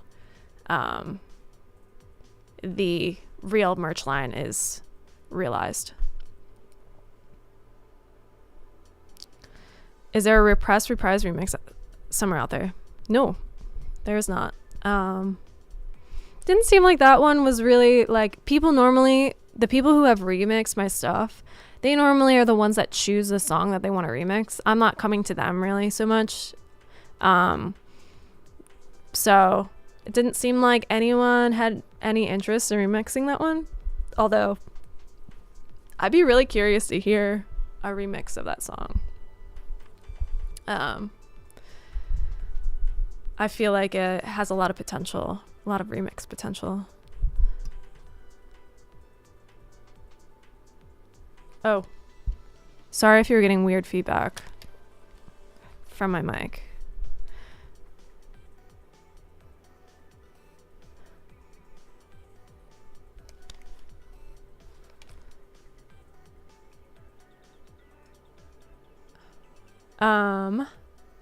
Okay, well, I think I'm gonna conclude this AMA because it's getting late.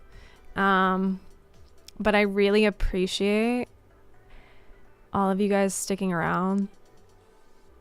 I didn't really expect anyone to show up. I was like, you know, people are busy these days. The last time I did an AMA, it was still, people were still like working from home. And so I'm just really happy to be able to answer all your questions today and fill you in about all this new stuff happening, because it's hard to keep up with even for myself. So yeah, make sure to keep looking into what Music Website is up to. We got a lot of stuff planned in the future, a lot of shows, a lot of releases, collabs.